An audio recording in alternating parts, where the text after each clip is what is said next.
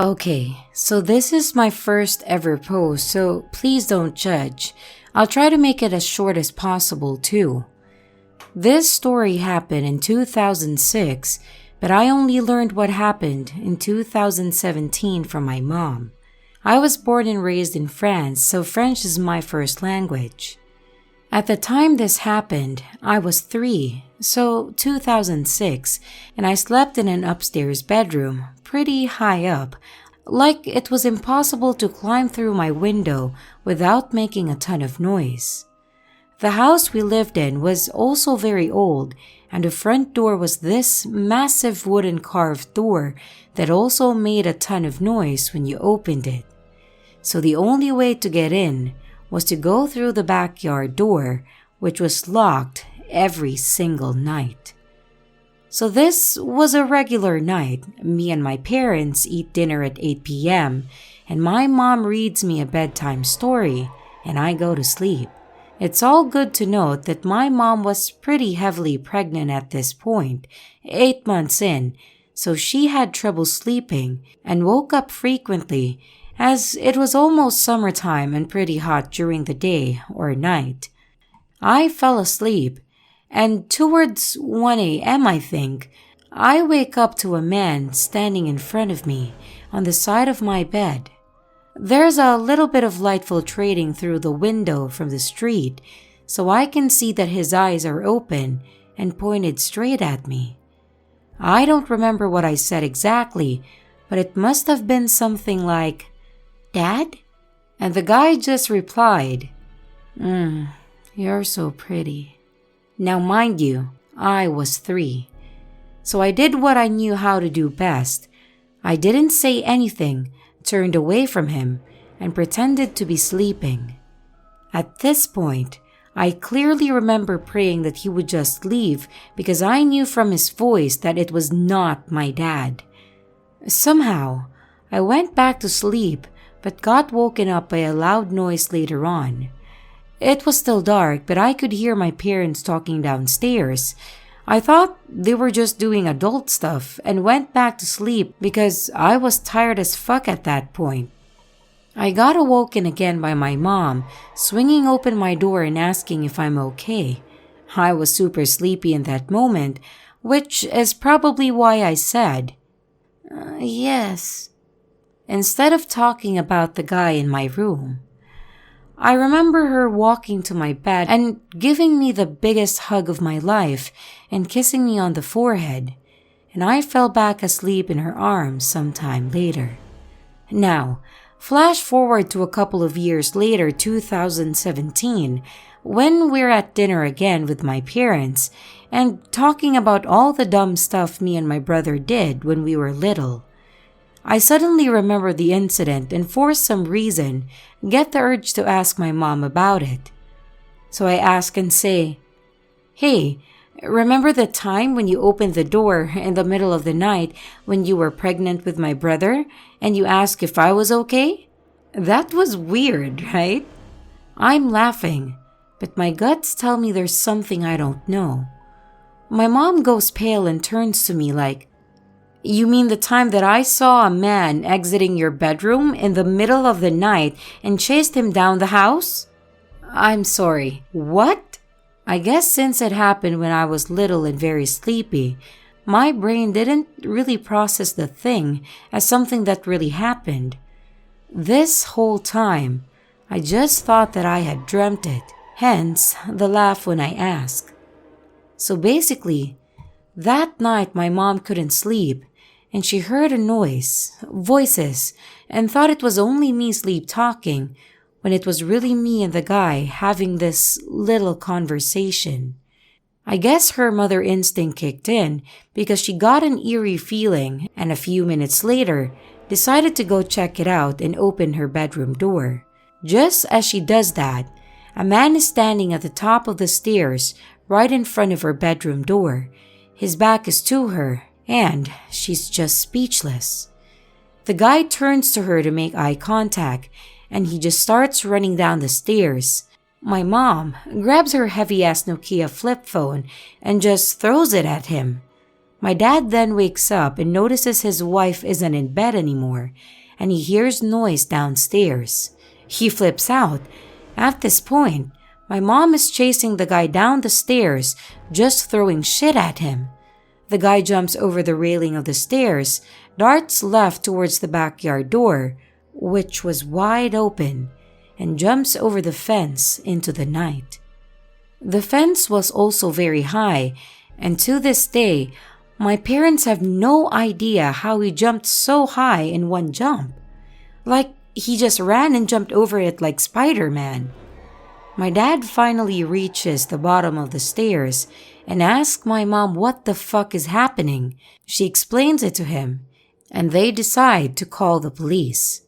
Just then, my mom remembers she heard voices in my room and goes, "Oh my God, he was in Marie's room." Marie, being me, she darts back upstairs and swings open my door, to which I wake up. She asks me if I'm okay, and I reply, "Yeah, why?" She was freaked out and just hugged me, and you know the rest. The cops came and swept the house, and my dad's cell phone was missing, along with both their wallets. My mom's phone hadn't been stolen since it was in their room, and she threw it at the guy when she was chasing him. The weirdest part of it all was that my room was at the very end of the hall and not accessible any other way, which means he was trapped in there if someone found him there. This means that he specifically came into my room, and if he came to steal things, why did he come into my room and just looked at me sleeping? I also find it weird that he didn't do anything to me, as crazy as it sounds. Like he could have done anything, but he just stood there. In the end, the investigation proved that my mom had forgotten to lock the door that night, which is how he got in. They never found the guy and probably never will, which scares me a little. We moved out since then, but this still scares me to this day, and the fact that anything could have happened that night chills me to my core. So, thank you for reading, and remember to lock your doors.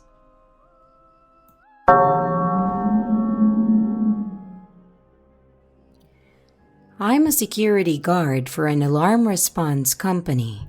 We answer alarms for businesses and private residences.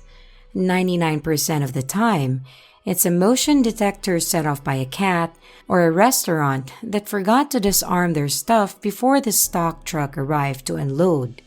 In this case, I was called out to a house where the back door alarm was set off, like it thought someone opened it. The owner was out of town, but she was alerted by her app and had her mother meet me there. We checked the door and it's locked.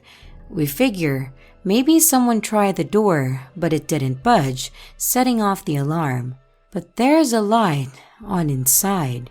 The mom mentions this to the daughter on the phone, and the daughter says she isn't sure if she left the light on or not, so it's a good idea to make people think someone's home, but she just isn't sure. That gave me a bad tingle. The mother wanted to go inside to check. However, she didn't have a spare key. The neighbor did, but they were asleep, and the mom didn't want to wake them. So I fill out my papers and go back to my normal patrol routes. An hour later, the same home sends an alert out. I'm the only one in my city zone, so I answer it again.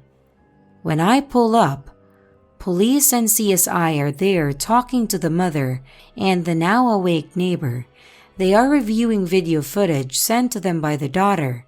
I look at the footage, and 4 armed men wearing masks and hoodies came out of the bathroom a minute after the mother and I left. They proceeded to rob the place, and they had broken in and locked the door behind them for appearances. They're the ones who turned on the light. The mother told me that 3 guys had robbed her daughter's home a month before, and somehow they knew when this girl would be out of town. They appeared smart, desiring a quiet robbery without conflict, but they brought guns, so they were prepared to shoot their way out of trouble if need be. The mother had wanted to go in. If she'd had a key or woken the neighbor for the key, we would have likely been shot dead by these guys when we went inside. Work doesn't give me a Kevlar vest or anything. If I ever get another house call and someone is there, I am not going inside no matter what is asked of me. I count myself fortunate the way was blocked this time, because I was prepared to foolishly go in and check if I could. That 1% of the calls where something is actually off, it has never been as bad as this one. So, to the armed robbers, let's not meet.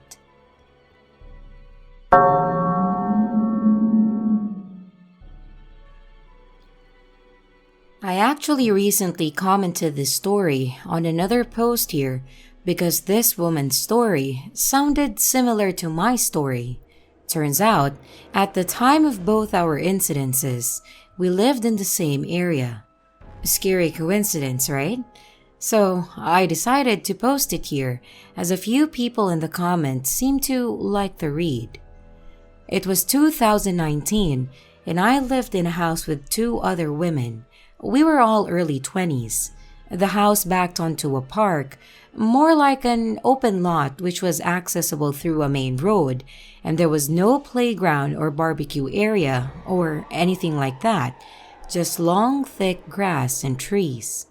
The back fence to the house I lived in was only waist high, and there was a tree on the right-hand side of the back fence, obscuring about half the view over the fence into the park.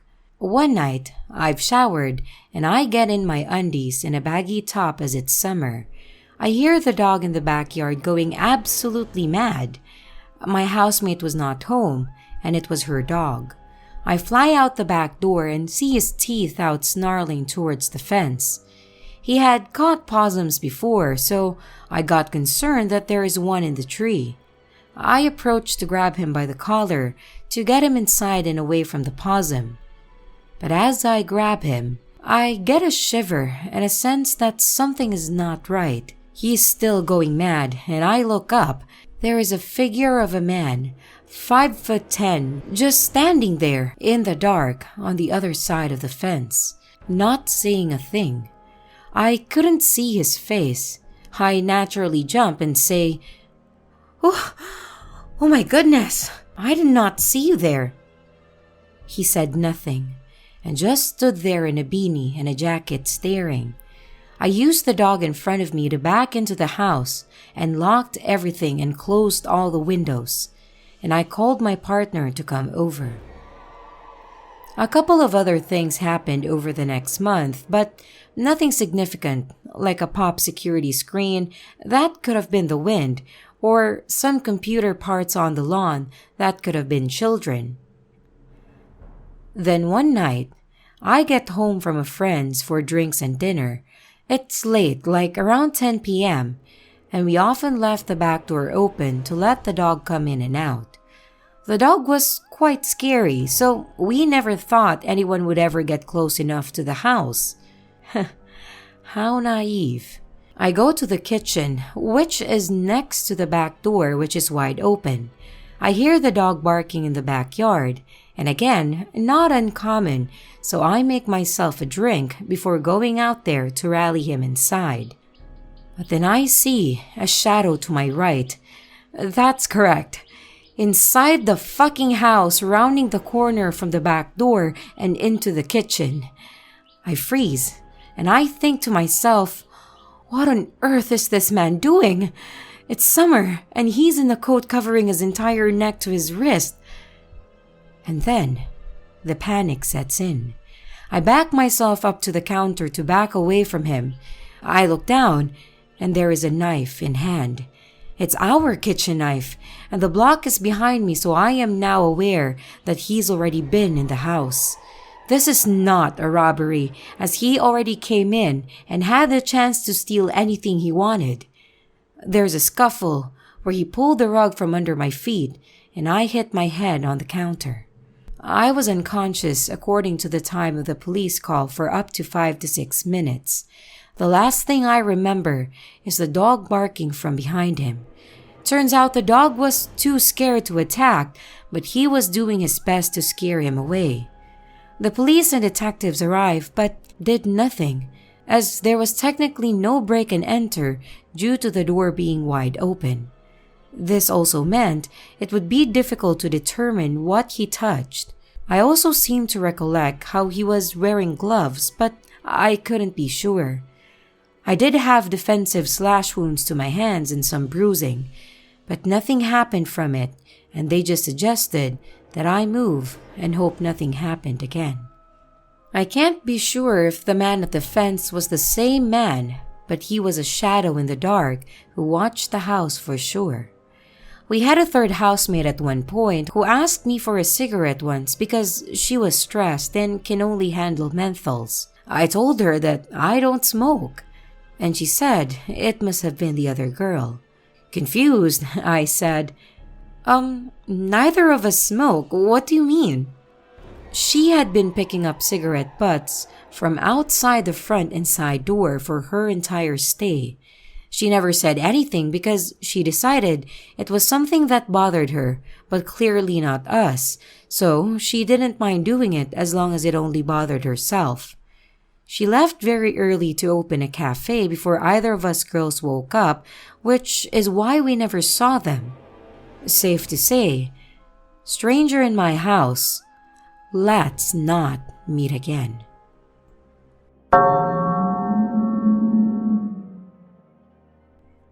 Okay, so this happened about 1 hour and a half ago.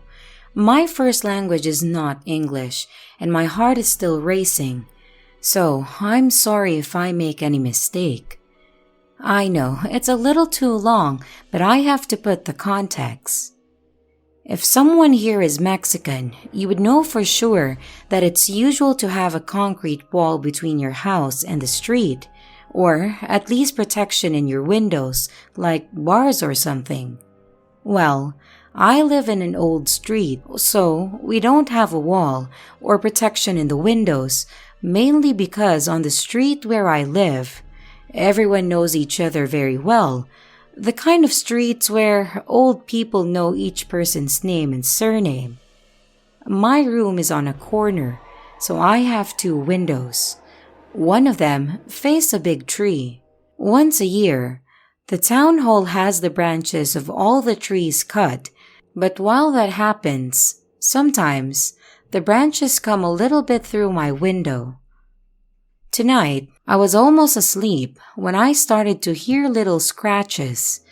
So little that at first I thought it was a funny noise, but then I heard it louder, and a moment of silence after that. In that moment, I realized that it was not a little scratching of an animal or bug, but someone was trying to open the mosquito net. The scary thing is that the mosquito net was closed, but my window was open. But what is most scary when I realized that there was no way that this person couldn't see me. My room is small and I sleep with a lamp, so it wasn't dark for them to not see me. My heart was beating like crazy and I stopped to breathe.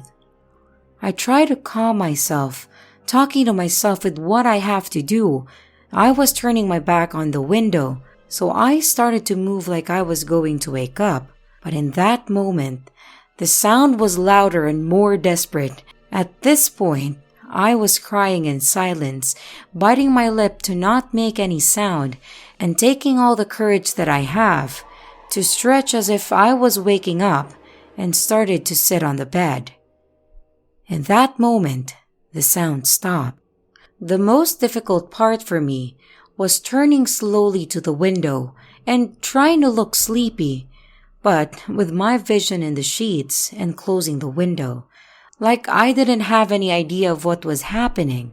The only thing I saw in the window was 2 shaking hands squeezing the branch very hard, as if trying to hold on. When I saw that, my stomach just contracted and I felt like throwing up. I looked at the hour in my phone and stood up, taking my time to put my shoes on and walking slowly with disinterest, yawning until I left my room. Once I enter the bathroom, I lock up the door and I just let my body fall on my knees and start crying while shaking. I wasn't able to breathe. I called the police. Almost 2 hours have passed and they did not arrive, and I called a friend who had the keys to my house. I didn't leave the bathroom in any moment, and I never stood up. My friend helped me to wash my face and helped me to calm down, so we were sure that the police was not going to come. So for now, I'm going to his house. 'Cause I don't want to be alone. It gives me too much anxiety to think about what would have happened if I had stood up abruptly, if I had defended myself, screamed, spoken to, or called someone. But what scares me the most is the possibility that if I turned around and met the man's gaze, and he realized that he was discovered, he would have not have doubted to break the mosquito net. Have a good night, everyone. And thank you so much for reading this. It's a way for me to release some stress from the situation.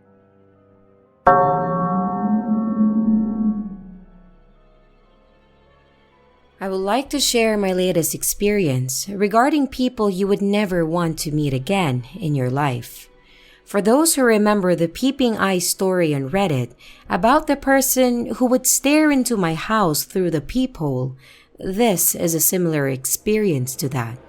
But first things first, I live with my fiancé in an apartment building on the 6th floor, and for the sake of accuracy, I will repeat the layout of my apartment floor.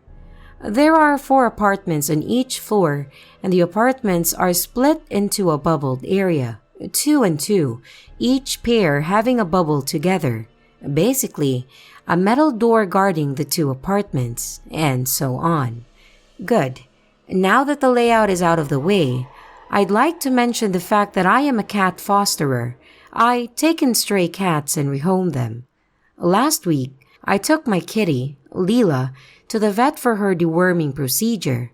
I step out of the elevator, and there are roughly 10 steps more to take towards the entrance of our building. This entrance is guarded by a metal door on the bottom half and glass on the upper half, with absolutely no protection. Basically, any drunk or angry person can just smash the window and invite themselves in without any problems. So I step outside the elevator and go for the main door, where I notice this fairly young man, white hoodie, wearing a black cap, and a pair of black sunglasses resting on his head. Most important detail, his right eye was swollen and purple, as if he caught a punch right into that eye. This guy is standing in front of the door, where I can clearly see his upper body positioned to my direction. I'm thinking to myself, maybe he's looking for his keys, or waiting on someone to come out and that's why he stands there. I open the door and move exactly 2 steps out. This is the moment where this guy engages a conversation with me under the form of a request. "Do you have a lighter?" I politely answer, "Sorry, but I don't smoke." And I try moving away with my errands. By the time I get to make another step, he already grabs the tip of Leela's ear, not hard, not pulling, just playing with it, and with an ice-cold stare asks me the following. "Do you want me to pick up your kitty and smash her to the cement?" I am shocked, but mostly furious because I am an animal activist and I have absolutely no remorse to punch an abuser in the face. I look at him and ask, "What the fuck did you just say to me?" hoping that my tone and body language would make him back up and realize what a fucked up thing he said. But no, he was not moved by my reaction. He even repeats his question with a lower voice. "I said, do you want me to pick up your kitty and smash her to the cement?" I did not expect this. I don't know how to reply to such a question other than with what I did. How could you ask such a question? To which he replied with, "Come on, go away. You're distracting me." Distracting him from what exactly? This is my building, and he was sneaking around. He approached me, and at this point, he was scaring me. Did I move away fast and get Leela's visit at the vet done? I tell my boyfriend about it, and he is clearly mad that I didn't call the police on the guy. But the police in my country are the type of officers that would more likely arrest the person that makes a phone call rather than the one whom they are called to take actions on. Obviously, I was afraid that they would classify it as a prank call and I get into trouble. So I didn't. I decided to move on with life and erase that experience out of mind, leaving aside the nightmares that I had after. And I thought we were done. But not yet. My boyfriend works in a hospital, therefore, he has day shifts and night shifts too. And I never had a problem of being alone by myself during nights, even if the neighborhood is not safe. For my fellow Americans, to help you better understand, it's like a ghetto neighborhood. We just have a different word for it. I would still be able to sleep well, knowing that I am safe within my own home. So my man leaves for work, closes our door, closes the metal door, the bubble door that I mentioned earlier, and takes the elevator downstairs to exit the building. After 10 minutes, he calls me and the conversation went something like this. "Hey babe, I don't want to scare you, but how exactly did you say the guy looked like?" "Well, black hair, brown eyes, black cap and a pair of sunglasses. Oh, and his right eye swollen from a punch?" "Yes, why?" "I just met him. He was standing in front of the main door, kicking the door with his feet and slamming the glass with his palms. He was shouting at me to open this fucking door right now." "Oh my God, is he there now? Is he trying to get in? Where is he?" "I called the police the second he started shouting at me to let him in, and I wouldn't. I told him to call the intercom or use his key, because apparently the guy said he lives at the 10th floor and he couldn't get in." "And what happened after you called the cops?" "Well, he immediately ran away. The second he saw me pull out my phone, I gave the officers his description and left for work. Close the door twice, make sure the metal door is locked and turn the key in. Call me the moment you feel something funny." 30 minutes after this conversation ended, my boyfriend calls me back to tell me that the officers called him, but to let him know that they found the guy that matched our description, but couldn't retain him as he did nothing wrong. Now, you see why we can't call the police for small stuff, right? And then they let him go. Remembering that he said he lives on the 10th floor, I go to the building manager, which is my door-to-door neighbor, and tell her about this experience. I also ask her if there's anyone matching his description that lives in our building. She tells me there is a guy, same age and looks like him, that lives there, a guy that consumes drugs and alcohol, whose mother had passed away a while ago, and now he lives there by himself. Lately, we noticed knife marks inside the elevator cabin all over the walls. The lines are horizontal, long and deep lines, and we take that elevator twice a day at least, and there is no way you can't unsee them. I am beginning to have night terrors and waking up in the middle of the night to sounds at the door. I have the constant feeling that someone is playing with a set of keys outside our door and so on. It is consuming me because I had such an experience where the metal door wasn't locked properly and someone got so close to almost breaking in my house. If it weren't for my cat smelling the culprit, that announced to me of an intruder. I am now obsessed with the thought that maybe this psycho could be my neighbor, and possibly these won't be the last times we meet him. The bare thought of him walking around with a knife and scratching the walls, being outside our door, scares me real bad. And if it weren't enough, my boyfriend opened up to me with a similar situation one night when he got home from work. He said that I was inside sleeping that night and he came home late, at around 10 to 11 p.m. He said he just got out of the elevator at our floor and only closed the elevator door when he heard a rustling noise. Like when you wear a winter jacket on a mountain and move your arms around your body? Yeah, that sound was what he heard. He said that the moment he stopped moving, that noise stopped as well. And he remembered feeling as if he got out the moment someone was climbing up the stairs to the next floor.